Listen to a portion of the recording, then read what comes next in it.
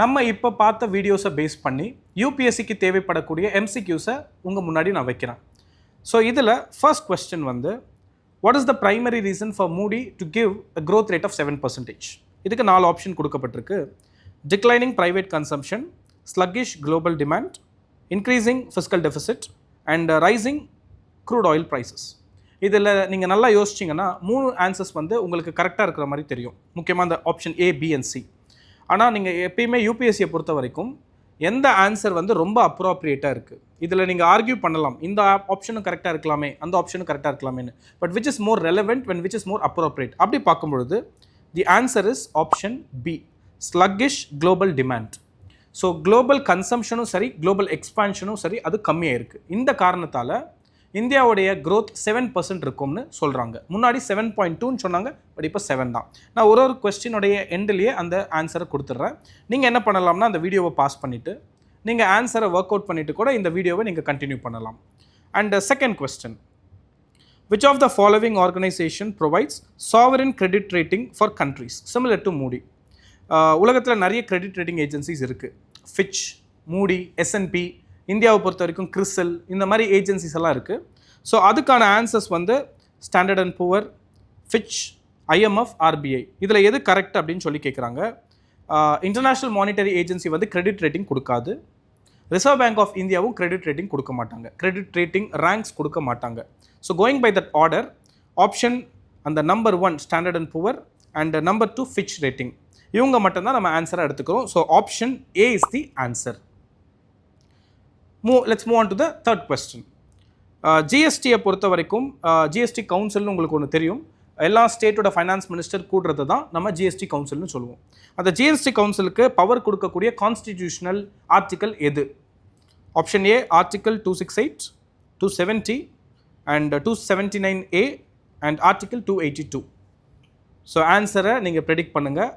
And the correct answer is option C, which is article 279A. Let's move on to the fourth question. Which of the following sector is most likely to benefit from the proposed GST rate cuts?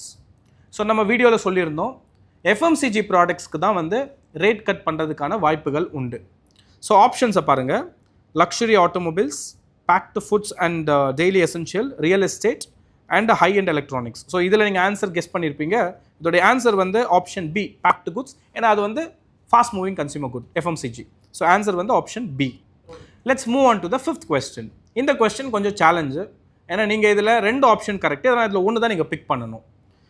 So ரீசெண்டாக Indian government oil எக்ஸ்ப்ளோரேஷனுக்காக private organisations and even government வந்து explore பண்ணுறாங்க. எதுக்கு அப்படின்னா முக்கியமாக oil ரிலையன்ஸை கம்மி பண்ணுறதுக்கு. Because we are importing 85% oil from foreign countries and 50% gas.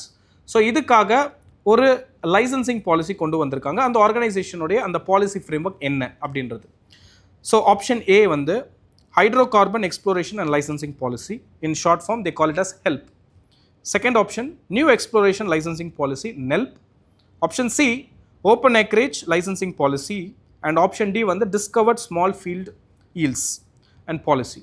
So இந்த 4 ஆப்ஷனில் எது கரெக்டுன்னு பார்த்தீங்கன்னா ஆப்ஷன் ஏ கிடையாது. பிகாஸ் அது வந்து ஃப்ரேம்வொர்க், அந்த ஃப்ரேம்வொர்க்குள்ளே ஒரு பர்டிகுலர் ஸ்ட்ராட்டஜி, ஒரு particular policy, which is option C. So இதுக்கான ஆன்சர் வந்து ஆப்ஷன் சி தான், which is open acreage licensing policy.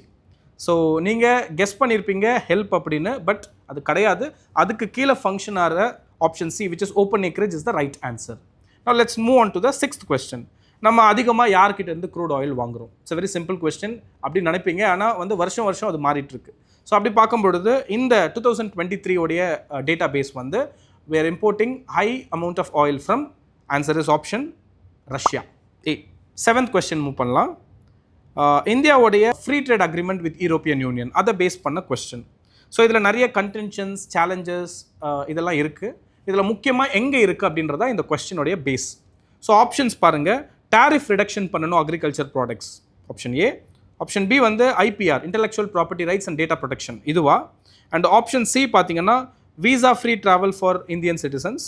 And option D வந்து டிஃபென்ஸ் கோஆப்ரேஷன். டிஃபென்ஸ் கோஆப்ரேஷன் கண்டிப்பாக கிடையாது. ஸோ ஆப்ஷன் டியை நம்ம எலிமினேட் பண்ணிடலாம். எப்பயுமே யூபிஎஸ்சி மட்டும் இல்லை, எந்த ஒரு காம்படிட்டிவ் எக்ஸாம்ஸ்லையுமே கரெக்டான ஆன்சர்ஸை தேடுறதை விட எந்த ஆன்சர்ஸ் எல்லாம் தப்பாக இருக்கும் அப்படின்ற பாசிபிலிட்டியை you have to do it. அதை எலிமினேட் பண்ணிவிட்டு அப்படியே நம்ம ரைட் ஆன்சர் கிட்ட மூவ் பண்ணலாம். நீங்கள் ஒரு ஆன்சரை எலிமினேட் பண்ணிங்கனாலே you are moving towards the right answer. So அப்படி பார்க்கும்பொழுது ஆப்ஷன் டி இருக்க வாய்ப்பு இல்லை. Because we don't have any specific defence agreement with the Europe. ஃப்ரான்ஸில் இருக்குது, நீங்கள் அப்படி எடுத்துக்காமல் யூரோப்பியன் யூனியன் அஸ் அ ஹோலாக எடுத்திங்கன்னா கிடையாது. So D we are taking out. C பார்த்தீங்கன்னா visa free travel for Indian citizens கிடையாது. ரெஸ்ட்ரிக்ஷன்ஸை குறைக்க சொல்லி தான் நம்ம யூரோப்பியன் யூனியனோட நெகோசியேஷன் பண்ணுறோம். விசா ஃப்ரீ கிடையாது. ஸோ ஆப்ஷன் சியும் டெலிட் பண்ணிடலாம். அண்ட் ஆப்ஷன் பி பார்த்தீங்கன்னா of course we are coming to the answer. Option B intellectual property rights. European union வந்து இந்தியாவில் எக்ஸ்போர்ட் பண்ணும்பொழுது இங்கே நிறைய வந்து அதுக்கான ஃபேக் ப்ராடக்ட்ஸை கிரியேட் பண்ணுறாங்க. ஸோ ஐபிஆரை வந்து நீங்கள் இன்னும் ஸ்ட்ராங் பண்ணணும். அதே மாதிரி டேட்டா ப்ரொடெக்ஷன் வந்து நீங்கள் ஸ்ட்ராங்காக வச்சிருக்கணும்னு இந்தியா ஆன் பிஹாஃப் சொல்கிறாங்க. ஸோ ரெண்டு பேருக்கிட்டுமே அதிகமாக நெகோசியேஷன் நடக்கிறது. ஒன்று ஐபிஆர், இன்னொன்று வந்து data protection. Because Indians data வந்து ப்ரொடெக்டடாக இருக்கணுன்றது இந்தியன் சைடு. அதே மாதிரி எங்கள் ப்ராடக்ட் யூரோப்பியன் யூனியனோட சைடில் எங்கள் ப்ராடக்ட்ஸ் வந்து இன்டெலெக்சுவலாக வந்து ப்ரொடெக்டடாக இருக்கணும். It shouldn't be like copied by others அப்படின்றது answer. So option B is the right answer. Let's move on to the last question. Based on that India and European யூனியனோட நெகோசியேஷனில் முக்கியமாக கார்பன் டேரிஃப் பற்றி பேசியிருக்காங்க. ஸோ கார்பன் டேரிஃபில் there is a particular component call carbon border adjustment mechanism. So இதில் என்ன சொல்கிறாங்கன்னா imposing import duties on fossil fuel, reducing carbon emissions from coal powered plans in Europe, charging a carbon tax on imported goods with high carbon footprints and promoting electric vehicle through subsidies. இதை நம்ம வீடியோவில் discuss பண்ணலை. So நான் உங்களை என்ன request பண்ணுறேன்னா இந்த கொஸ்டினை நீங்கள் முதல்ல படிங்க. யூரோப்பியன் யூனியன் அண்ட் இந்தியாவுடைய ட்ரேட் நெகோசியேஷன்ஸை படிச்சுட்டு அதுக்கப்புறம் இந்த கொஸ்டினுக்கு வாங்க. You can take your time. I'll give a maximum of 10 minutes. வீடியோவை பாஸ் பண்ணிவிட்டு போங்க, பார்த்துட்டு வாங்க. இதுக்கான ஆன்சர் என்ன அப்படின்னா option C, which is carbon tax. ஏன்னா ப்ரொடக்ஷன் ஒரு ஸ்டேட்டில் நடக்குது, ஆனால் கன்சம்ஷன் வேறு இடத்துல நடக்குது. ஸோ ப்ரொடியூஸ் பண்ணுற ஸ்டேட்டில் வந்து கார்பன் எமிஷன்ஸ் அதிகமாக இருக்கும். ஆனால் அவங்க யாருக்காக ப்ரொடியூஸ் பண்ணுறாங்கன்னா இன்னொரு ஸ்டேட்டுக்காக ப்ரொடியூஸ் பண்ணுறாங்க. ஸோ அப்போ அவங்களுக்கு டேக்ஸை இம்போஸ் பண்ணணும் அப்படின்றத அந்த கார்பன் டேக்ஸோடைய சாராம்சம். ஸோ இதுதான் இந்த 8 MCQ based on the videos. இந்த மாதிரி நிறைய videos based on MCQ UPSC நம்ம ஒரு டைம் ஸ்கெடியூலில் நம்ம ரிலீஸ் பண்ணிகிட்டே இருப்போம். நீங்கள் கண்டிப்பாக GTN அகாடமியை ஃபாலோ பண்ணுங்கள் அண்ட் எங்கள் சோஷியல் மீடியா பேஜஸை ஃபாலோ பண்ணுங்கள். நன்றி.